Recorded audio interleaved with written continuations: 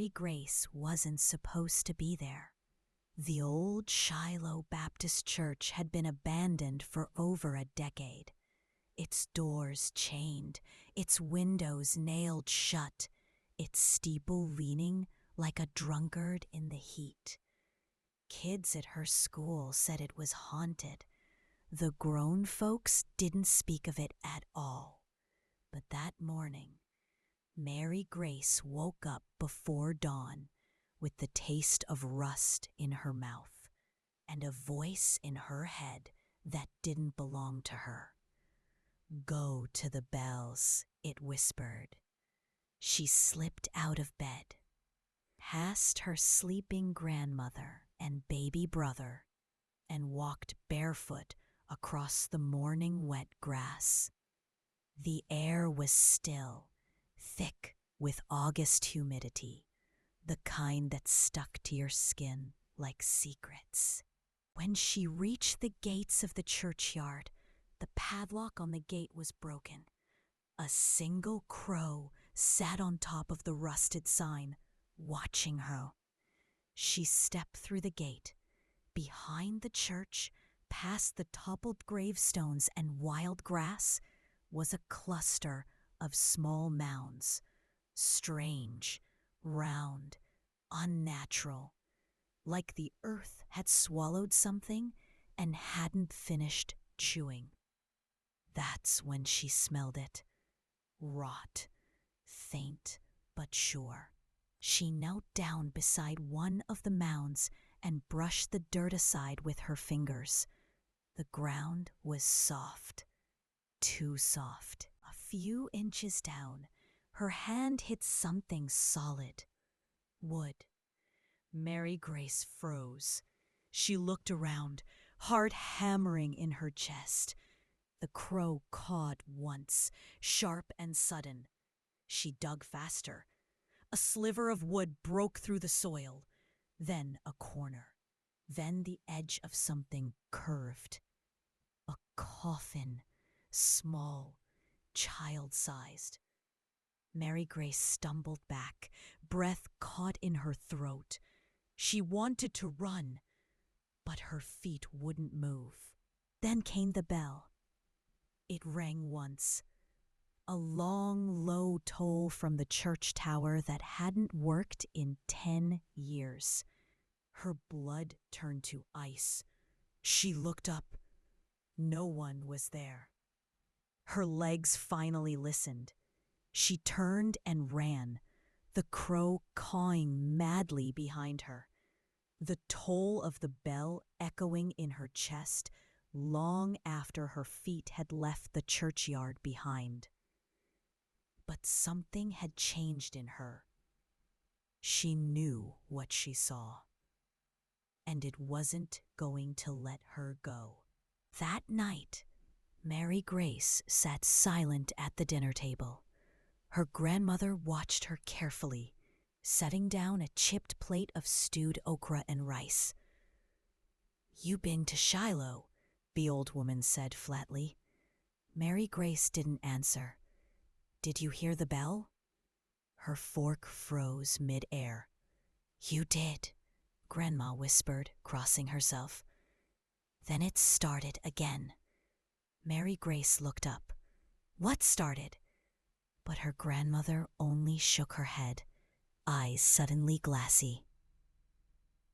After dinner, Mary Grace lay in bed, staring at the cracked ceiling. The bell rang again, not in her ears, but deep in her bones, like a memory older than memory. Outside, a storm began to roll in, distant thunder shaking the window panes.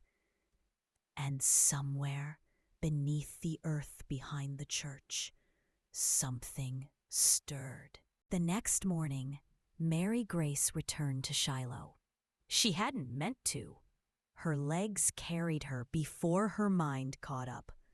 The sun wasn't even fully over the horizon, and already the heat wrapped around her like a warning. The church stood as it had the day before, quiet, rotting, forgotten. But this time, the gate was latched. The crow was gone. She climbed the side fence, careful not to tear her dress. Her shoes sank slightly into the dirt as she landed. The mounds were still there, untouched. But now she saw others, farther off, half hidden in the weeds. 5, 10, more. The dead had never left. Only the living had forgotten. She made her way around the back of the church, curiosity fighting fear. A small window, high and narrow, had one loose board. She pulled it free and peered inside. Dust, shafts of sunlight, broken pews, and something else. A figure. Mary Grace fell back hard, cutting her elbow on a rusted pipe.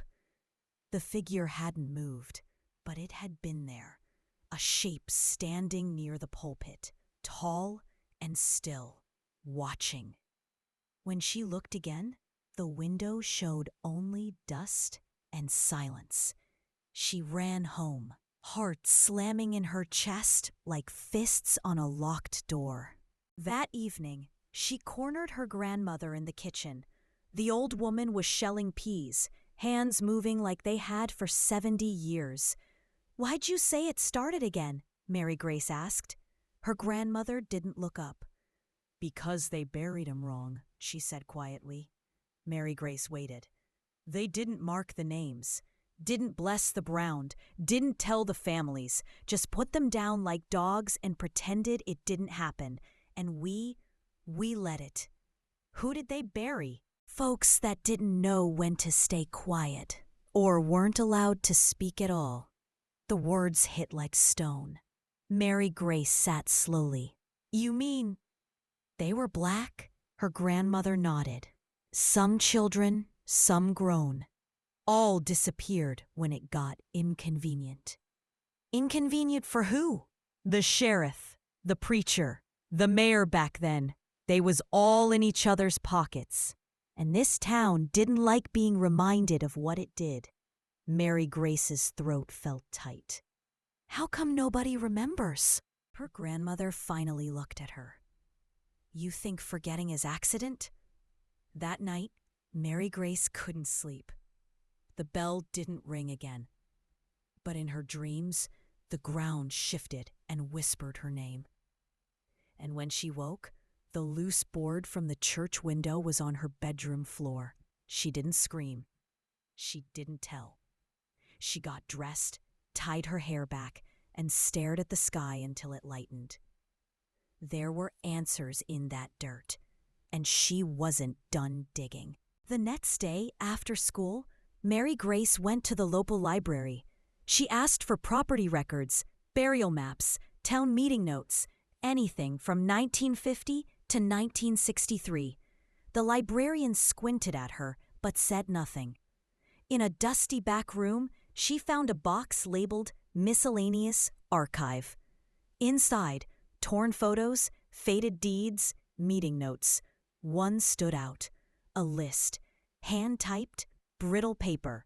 Proposed reallocations for church ground renovations. Next to each line, names.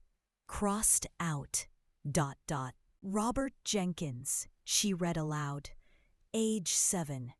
Lucille Hart, Sammy Ray, Baby A. Johnson.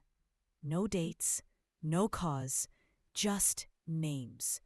All listed as relocated. But there were no other cemeteries on file. She flipped the page over and found a signature. Reverend Harold Briggs. Underneath, approved unanimously. Final decision irrevocable. She sat still for a long time, paper trembling in her hand. Then she folded it, tucked it into her notebook, and left without a word. The bells in her head had started ringing again. Mary Grace didn't tell anyone about the list. Not her grandmother, not her friends, not the school counselor who smiled too wide and asked if she needed a safe space to talk. Some truths didn't need permission to be real. They just were. After school, she returned to Shiloh almost daily. Sometimes just to sit near the mounds. Other times to scratch names into the dirt. Names from the list. Names no one had spoken in decades. Each visit, the air felt thicker, the ground more restless. One afternoon, she brought flowers. She had no money for roses or lilies, so she clipped wild black-eyed Susans from the field behind her house. She laid them on each mound gently, whispering names like spells. Robert Jenkins, Lucille Hart, Baby A. Johnson. When she reached the last one, the wind shifted sharply. The old church door creaked open behind her. Mary Grace turned, heart hammering, and saw a boy. He stood in the shadowed doorway, barefoot, clothes too old for this century. He didn't speak, just looked at her with wide, solemn eyes. And he pointed, not at her, but at the ground. The earth beneath her feet groaned. A seam in the dirt opened slightly, like a wound. And then he was gone. She didn't sleep that night. Instead, she copied every name from the list onto scraps of paper. She arranged them on her bedroom floor, trying to see patterns, initials, ages, locations. She noticed something strange. Every person on the list had lived on the east side of town, the black side. All had disappeared between 1952 and 1961. No records of moving, no death certificates. She cross-referenced with school records, newspaper clippings, church bulletins. Many had just vanished. One day present, the next erased. And in their place, new buildings, a grocery store, a community hall, a school expansion. They hadn't just buried bodies. They built over them. Mary Grace brought her findings to Miss Latimer, her history teacher, the only adult who ever treated her like her brain mattered. Miss Latimer listened carefully. She didn't interrupt. But when Mary Grace showed her the list, the woman's face paled. "I recognize some of these names," she said softly. "My mother spoke of them, but no one ever explained why they left." "They didn't leave," Mary Grace said. "They were taken." Miss Latimer folded the paper, hands trembling. "Where did you find this?" "In the church records, the one by the cemetery." Miss Latimer shook her head. "They were supposed to burn all that." Mary Grace stared. "What?" Nothing. I just meant those records weren't meant to survive." By Friday, Mary Grace had a plan. She would write an article, not for a school project, for the town paper, the New Canaan Chronicle. She would tell the story, lay it bare. The truth would finally have weight. She spent her weekend drafting pages of dates, names, photos, testimonies. She included maps, grave markers, her own diary entries, the list. She titled it, "The Ghosts We Buried, a Town's Silent Graveyard." She printed 5 copies and mailed them anonymously to the Chronicle. The mayor's office, the historical society, the police department, and the library. Then she waited. On Monday morning, the Chronicle didn't run the story. On Tuesday, the library's archive room was closed for maintenance. By Wednesday, her grandmother wouldn't speak to her, just sat on the porch, staring into nothing, hands clenched in her lap. And that night, someone knocked on their door at 2:14 a.m. When Mary Grace opened the curtain, a man in a suit stood on their porch.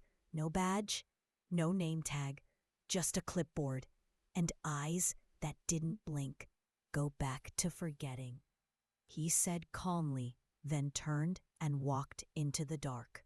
The next morning, the list was gone. So was her research. But in her notebook, scrawled in handwriting not her own, were 4 words. They still remember you. Mary Grace sat on the edge of her bed, notebook trembling in her lap. Outside, wind rattled the windows. A church bell, silent for years, gave a single, distant clang. The story wasn't over. It was just beginning. And she had already dug too deep to stop now. Mary Grace didn't cry when the list disappeared. She didn't scream when the research vanished, or when her grandmother locked her bedroom door from the outside, muttering prayers under her breath. Instead, she wrote. She started again, from memory. Every name she could recall, every date, every grave. She scribbled them into her notebooks, the margins of textbooks, the back of food receipts. Her handwriting grew more urgent, angled, fierce, and the bells kept ringing. Not real ones. No one else heard them, but to her, they echoed each night, one long clang at 2:14 a.m., like a heartbeat striking from underground. She started sleeping with her shoes on. By mid-November, the trees around Shiloh were skeletal. Mary Grace wandered the church grounds like a ghost herself. She wore a scarf tied tight around her head, hood pulled low, not to stay warm, to stay hidden. One afternoon, she saw someone else at the cemetery. Not the boy this time, a man. He knelt near the mound labeled only Martha A. His suit was too clean. His shoes sank into the mud like he didn't notice. She ducked behind a headstone and watched. He pulled a thin, black notebook from his coat and began writing. Mary Grace's pulse kicked. She raised her phone. Click. The man froze. He slowly turned his head directly at her hiding spot. She ran. She didn't stop until she reached the old school building, the original one, boarded up after the new integration in '74. She crawled through a hole in the fence and pressed herself against the crumbling brick. Heart still pounding, she opened the photo on her phone. It was blank, just gray static. No man, no grave. She opened the next photo, the one she'd taken 2 days ago of the cemetery map. Gone. Her entire camera roll had been wiped.